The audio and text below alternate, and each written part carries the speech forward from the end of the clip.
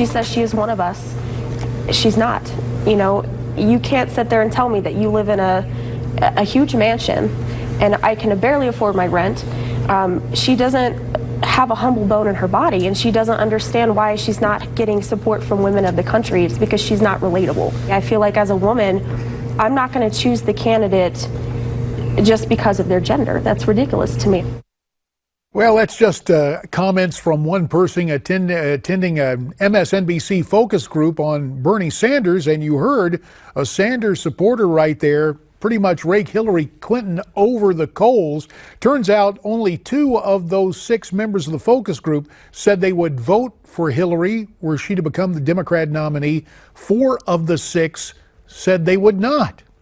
We want to hear what you have to say. Call us at 1-877-NEWSMAX. That's 1-877-639-7629. And let's continue now with our panel. Skyping in from Northern Virginia, presidential historian Craig Shirley, and via Skype from Utica, New York, pollster John Zogby. John, at the end of the month of May, YouGov conducted a poll of Sanders supporters.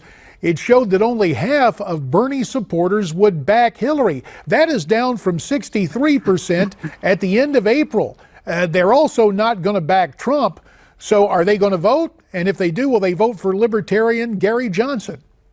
All of the above. Many will vote.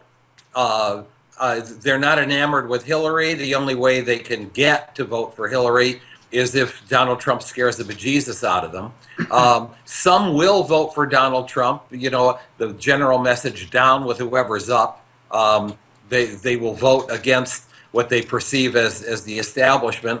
And then there's still others. I think Gary Johnson's going to do fairly well, particularly if you can raise some money and get the message out. But the bottom line is the Clinton campaign, this is the textbook for how not to deal with Bernie Sanders and his supporters, which is to taunt them, which is to say, Bernie, drop out, which is to say, we won, we're going to declare a victory, you're diminished, go away. That's just not the way you deal with this. Well, let's find out what's going on out in California as voters are going to the polls there, given the time difference between the East and West Coast, to Sacramento, California's capital city. Kathy is on the line at 1-877-NEWSMAX. Kathy, welcome to Newsmax Prime. What's your sense of what's happening today there in the Golden State? Well, I don't know that much. I know one person who voted for Hillary in my family, but as far as most people I know, I think they're voting for Trump. On the Republican side, they're solid for Trump. But, yes. We take a look at all the Democrats in California, though there's some speculation that some folks may have been kept on the voting rolls, and we'll get to that in just a little while. But do you think, just based on what you're hearing and seeing, Kathy, do you think Bernie Sanders is going to pull out a victory there tonight in California? On the Democratic side, yes, I do. And you believe most Californians on the Republican side are with Donald Trump, despite the fact that former Governor Schwarzenegger cast a protest vote for John Kasich earlier today. It's interesting. Most Californians don't like Arnold Schwarzenegger, but on the Republican side. Yeah, things really changed from the campaign he mounted as a celebrity and a tough guy when he was initially running for that job. Kathy, we thank you for your insights from California. Let me turn to Craig Shirley, who has spent a little time in the Golden State over the years. California always offers some surprises. Your take on what we may see tonight out there, Craig? Well, I think that nobody has a crystal ball. We can't foresee. But what we do know is that Bernie's going to stay in this thing, and Bernie is going to continue to divide the Republican or the Democratic Party, and it's going to go right to the convention. And actually, in many ways, the Democratic Party is more divided than the Republican Party. There are severe doctrinal differences between Hillary Clinton, who's more of a traditional Democrat who believes in power, and Bernie Sanders, who's more of a socialist who believes in control. And, to you and I, or to John, those things are really irrelevant because it's all about power. But inside the Democratic establishment, it means a great deal over whether or not you believe in just power or you also believe in power and control. So it's going to continue. The fissure's going to be laid open, plus her ongoing ethical problems. This race is wide open. All right, well, let's go to something else. Very curious what happened earlier today, John Zogby. At, I guess, the 11th hour, Nancy Pelosi shows up on Good Morning America and says it's official, she'll endorse Hillary Clinton. Let's watch and listen. Well, I'm a voter in California, and I have voted for Hillary Clinton for President of the United States and proud to endorse her for that position. But I hasten to say that it's not over till it's over. Californians haven't voted, nor have others in 5 states.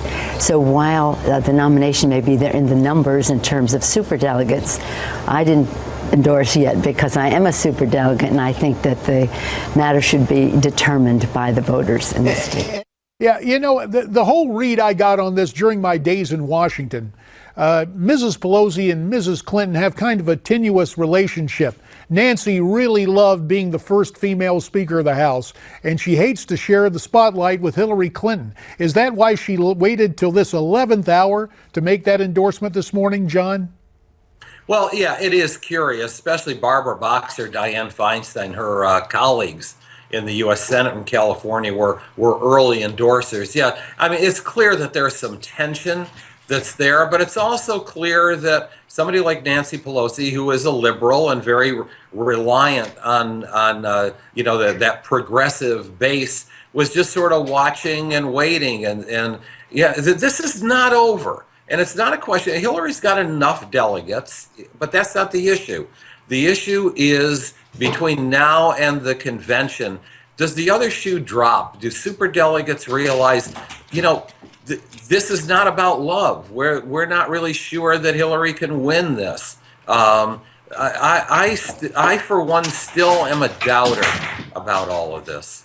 All right, well, let's see what other Americans have to say around the country. Back to the East Coast, this time to the home of the University of Maryland, College Park. Mary is on the line tonight from College Park, Maryland. Hiya, Mary. Hey. Welcome. Listen, I was telling the gentleman that I was talking to before that I'm a Democrat. I go with the Democrat. I explained to the gentleman that I didn't like the way Mr. Trump was talking, and he should apologize to that judge. And he wouldn't like it if somebody told him that they would put a wall up for him where he couldn't come in, Well, let me ask you this, Mary. Can I ask you something? Yeah. Because Martin O'Malley was your governor, and we saw him on stage in Phoenix say all lives matter, and then subsequently apologize and say, oh, no, I was wrong. It's Black Lives Matter. Who are you for in this thing, Bernie or Hillary, as a Democrat voter, Mary? Well, I like Hillary because I voted for her husband when he was running, so I like Hillary. I know she did the emails and everything, but, they'll have to straighten that out. But I'd rather go with Clinton than Bernie. But, I just don't care for Mr. Trump because I didn't like the way that he called women pigs. All right. Well, we understand. Yes, indeed.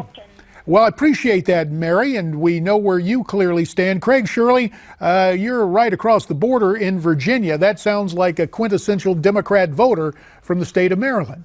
Yeah, but I noticed that she used the phrase going straight and Clinton in the same sentence, and those two phrases don't often collide. She's a quintessential Democratic voter, but even she expressed, it's interesting, is that this email scandal is penetrated down to the grassroots, and she raised it unprompted for many of the three of us. So this is an issue that's not going away for Hillary, and it's only going to become deeper and more dangerous for her potential election. John Zogby, let's return to what happens tonight. Of course, the polls have closed in New Jersey. We're awaiting a verdict there. Then a lot of Western primaries, but California is the plum. Your take on this tonight? Do you believe the momentum is with Bernie Sanders, or just how do you see things happening in the Golden State? We've got about 30 seconds. I think the momentum is with Bernie Sanders. Now, no prediction here, but that's just the sense that I get when you look at the trajectory of the polls, the last couple of polls having it within 2 points, but there is a high level of enthusiasm. There are under the radar screen, not only millennials, but under the radar screen Latino millennials and African American millennials. So we've got to see the pictures of the turn. Hillary winning the pre-vote, I think that's clear. But young people coming out. We'll see what happens. One thing we know is that four-letter word time is in the way. Gentlemen, we thank you. Back with more after this.